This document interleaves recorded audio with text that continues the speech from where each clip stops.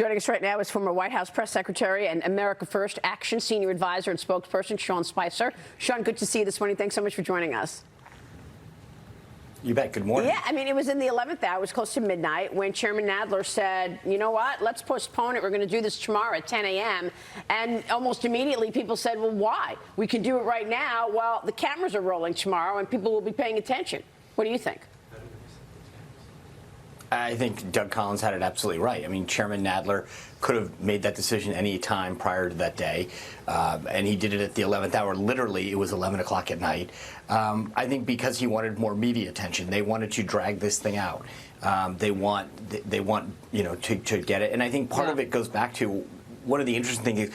I think what's missing, though, and Doug Collins was suggesting this, but they want better media coverage because they're losing. Yeah. Right? You look at the recent poll that just came out in Michigan, Pennsylvania, and Wisconsin. They, a month ago, had the president underwater against all their leading candidates. It's now been reversed. This impeachment show has really crystallized the election and shown the desperation of what's going on. And it's also, I think, important juxtaposed what the president's getting done. Right. The USMCA deal, right. This now China deal, with the American people saying, wait a second, so this is why Congress, Democrats wanted to take over Congress, not to get things done, not to advance our lives. But while they're doing that, you see the president racking up a win on USMCA that's going to be great for American families, businesses, and workers. And now this deal on China. And if you are an agricultural worker in Iowa or anywhere else in the Midwest, $50 billion of agricultural goods being bought by China next year is going to be massive. Yeah, and you don't want these policies changed. You don't want Democrats coming in and reversing everything that has been done. Let me just point out, we're looking at a live picture right now. This is Prime Minister Boris Johnson leaving the Buckingham Palace after having met with the Queen. This is a live picture of Boris Johnson and his entourage leaving there in London. But you make a good point, Sean. You see what has taken place so far this year and what has gotten done in these last couple of weeks. USMCA coming to the floor, now a breakthrough deal on China, the UK election crystallizing what's going to happen in terms of Brexit, setting the US up to do a trade deal with the UK. Fox Business confirmed that Washington and Beijing have agreed on a phase one trade deal. This deal coming right after President Trump's USMCA victory. And what are the Democrats talking about? They're talking about impeaching him. It's unfortunate timing, no question. Too right, and I think also. Yeah, I think also it's also where we're at, right? So, yes, we're racking up these wins. We got 3.5% unemployment. Millions of people have gone back to work. Wages are rising. And the reality is that I've always believed that elections come down to the economy. And when I say the economy to me politically is a gut feeling. Either you feel things are going well or you don't. It's not statistics. You can't tell people statistically things are really good. Either they feel it or they don't. And right now, most Americans feel as though since President Trump got elected, they are doing better. Their families are doing business. The place that they either work at or run is doing better.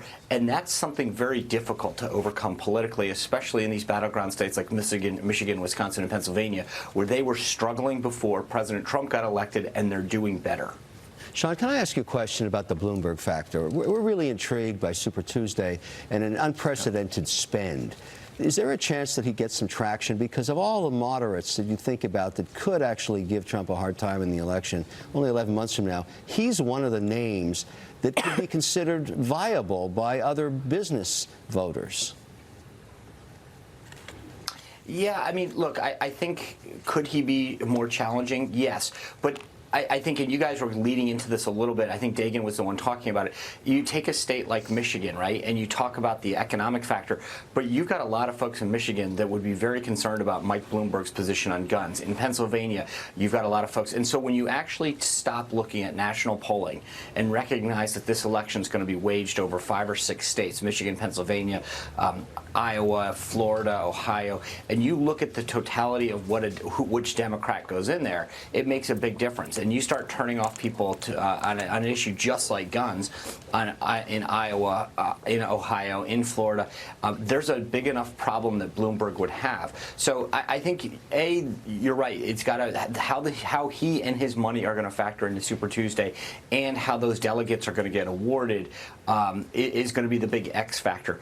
But if Bloomberg goes goes forward, I think a lot of people are looking at this and saying, oh, he'd be great. But yes, but they already live in states where the Democrats are going to win. So the idea that he'll carry New York or carry California is great, but they're already going to win those states. You know, is he going to resonate with the middle of the country? Let me bring Dagan in here, and let me just point out, Dagan, that we did also, it looks like a crisis has been averted. Lawmakers say that a spending deal has been reached ahead of the December 20th deadline that puts off the threat of a government shutdown. So that's another positive right here just to throw into the bucket, Dagan. I can link spending and Mike Bloomberg.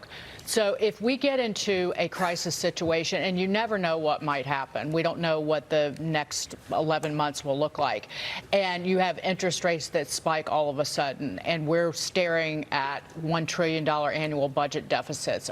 What our national debt's $23 trillion right now. Mike Bloomberg is the only person who can make the case that he could come in and right a financial wrong nationwide. That would be really his only path to popularity.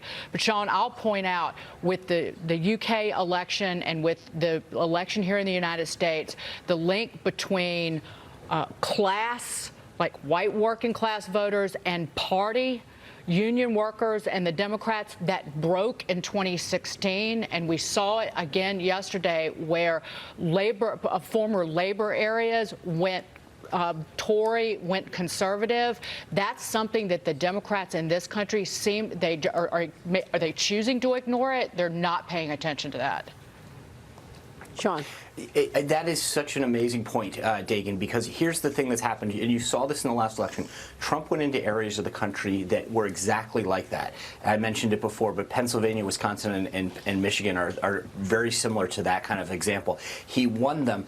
Democrats then went back in the 2018 election. They picked up 31 seats that Trump won, and that's what allowed them to flip the House. America First, we're up with ads in every one of those districts right now, putting the pressure on them because this is the line that those guys are walking.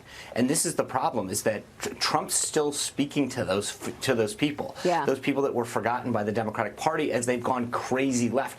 This is not the John Kennedy Union Democratic Party anymore. This is a crazy, crazy left where Bernie Sanders is the moderate.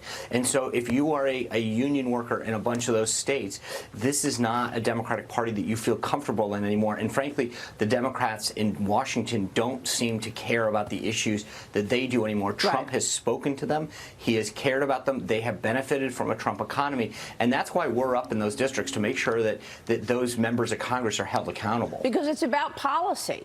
You know, I mean, we've talked throughout Trump's presidency, policy versus personality. They've gone deranged. I mean, there's this derangement over President Trump. Meanwhile, he just keeps his ball on the policies and making sure the policies out there are addressing what the American people want. And it's just, this also happened in 2016. Hillary Clinton was not focused on policies. And that was what he was all about: jobs, jobs, jobs, jobs. And as Dagan mentioned years ago, she had a website from A to Z. It started with Alzheimer's, and it went on, but there was no real policy commitment to anything. It was just, here's how I feel about this. Anyway, we'll keep watching. Sean, it's good to see you this morning. Thanks so much. Sean Spicer joining us there.